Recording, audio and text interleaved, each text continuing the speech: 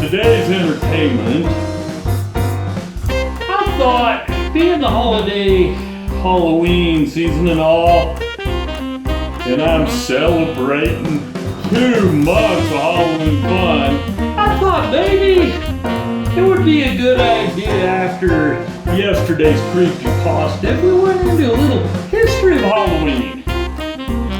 So I went to Wikipedia and I found out some rather fascinating truths about the subject. Now, some of you may think your freaking history class and turn this off too boring, Mike. But some of you who like to be stimulated mentally will find this very, very interesting. So if you're game, hang on, let's talk about the history of Halloween.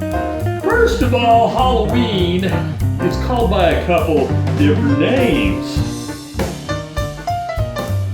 All Halloween, All Hallows Eve, and All Saints Eve. There are some of the names associated with Halloween.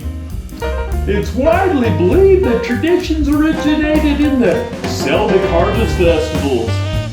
And it's said particularly the Gaelic festival Samhain, and I may say some of this wrong. I hope somebody can help me out. Samhain, Brythonic Festival, Halen Gael. That effect. Halloween activities are multiple, as you know, but they've changed over the years. Some of the things, trick-or-treat, obviously we do now. Attending Halloween costume parties, carving pumpkins or jack-o'-lanterns, lighting bonfires. I never did that one. Apple bobbing, of course. That was kind of more back when I was a kid. We did that kind of thing. Divination games? Yeah, I'm not sure. Playing pranks, full of paper people hell. Visiting haunted attractions is always fun.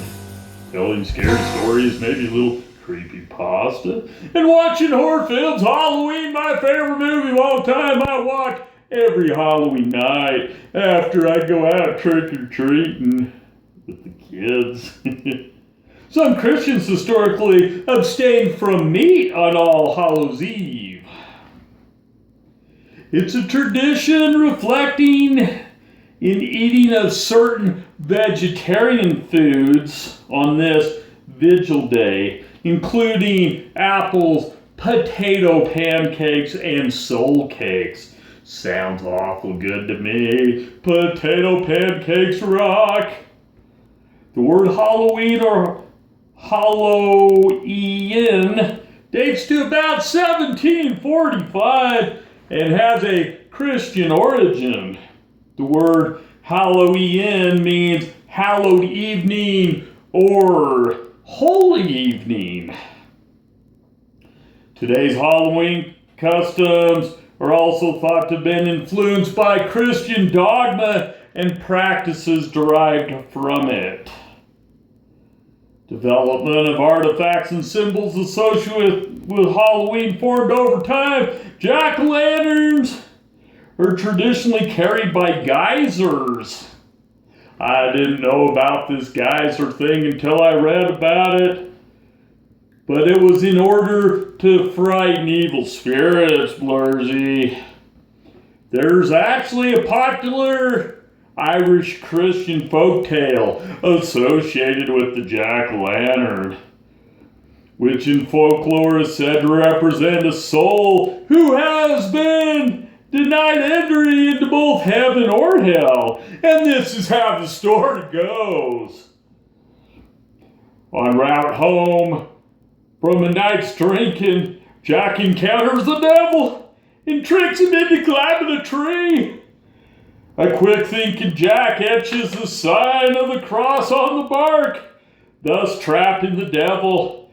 Jack strikes a bargain with that Satan that he can never claim his soul.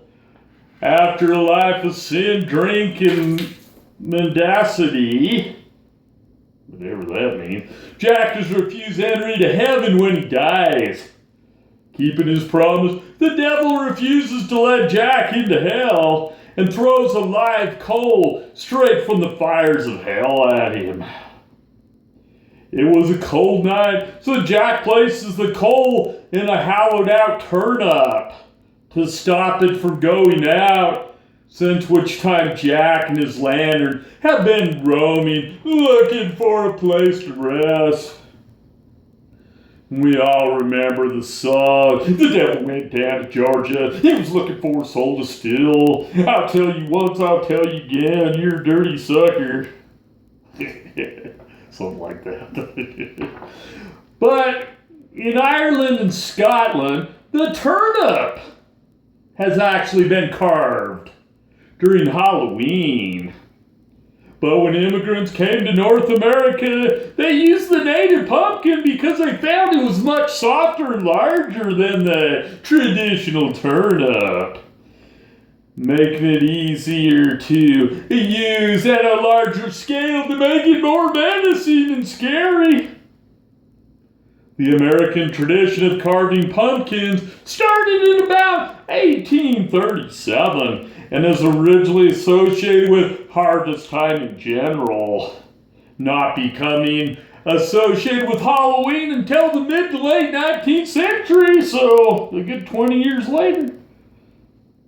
So in England from the medieval period, which was a horror show all its own, up until the 1930s, people practiced the Christian custom of souling on Halloween, which involved groups of soulers, both Protestant and Catholic, going from parish to parish, begging the rich for soul cakes in exchange for praying for their souls, the souls of the grievers and their friends.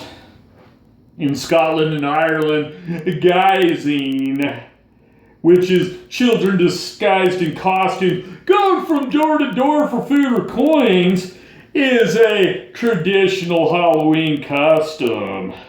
It's recorded in Scotland at Halloween in 1895, where masqueraders in disguise carry lanterns made out, scooped out turnips, visited homes in reward for cakes, fruit, and money. Sounds good to me. I'll take the candy bars, but I'll take the little money and some potato pancakes. The practice of guising at Halloween in North America first recorded in 1911, where a newspaper in Kingston, Ontario, Canada reported children going guising around the neighborhood. Now, an American named Ruth Edna Kelly of Massachusetts wrote a first full-length book on Halloween in the U.S. called The Book of Hallowe'en in 1919, and references souling in the chapter Halloween in America in her book. She touches on customs that arrived from across the Atlantic all the way across the friggin' ocean. Americans had fostered them and making this an occasion something like what it must have been like in the best days overseas. All Halloween costumes in the United States are borrowed directly or adopted from those other countries, in fact. The thousands of Halloween postcards produced between the turn of the 20th century and the 1920s commonly showed children, but they were not trick-or-treating. Trick-or-treating does not seem to have been widespread in the U.S. until the 1930s, but thank the Lord it started when I was in the 1970s. I mean, not started, but it was going strong.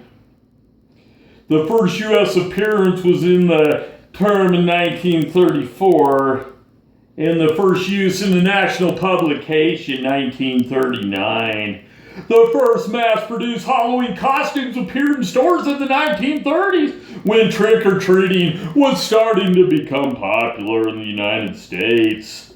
Now I've got a cool list of different kinds of treats that are distributed around the world for Halloween.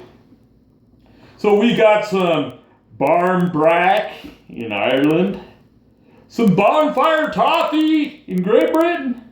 Candy apples or toffee apples in Great Britain or Ireland. Candy apples, candy corn, candy pumpkins in North America. Whatever a candy pumpkin is. Monkey nuts! That's my favorite one! There are peanuts in their shells in Ireland and Scotland. Of course, Scotland being the fatherland would come up with something as incredible as monkey nuts. Well, you got caramel apples. You got caramel corn, which is so good. Coal cannon in Ireland. Halloween cake, whatever the frick that is, but if it says it's cake, it's gotta be pretty freaking good. Novelty candy shaped like skulls, pumpkins, bats, worms, etc. Roasted pumpkin seeds, roasted sweet corn, and last but not least, those dang soul cakes. So mass Atlantic immigration in the 19th century popularized Halloween in North America. That's how it all came about. And in celebration of the United States and Canada, it has had a significant impact on how the event is observed in other nations. This larger Northern American influence, particularly in iconic and commercial elements, has extended to places such as Ecuador, Chile, I was going to say Argentina, but Australia, New Zealand, continental Europe, Japan, and even other parts of Asia. But how can we leave out our fine brethren and sisters, the amigos, the amigas down south? In Mexico and Latin America in general, it is referred to as Dia de los Muertos. And I took Spanish in high school. You can see how that came out perfectly fresh, which translates in English to Day of the Dead.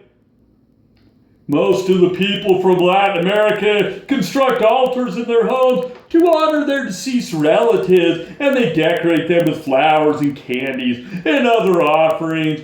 That's a brief history of Halloween. There was so much in there, I could not even understand the freaking words, so I thought I better hit the basics.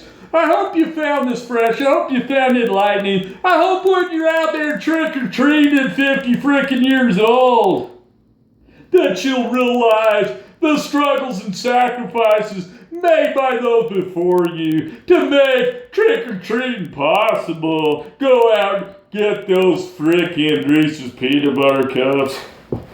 Alright guys, we'll talk to you next time.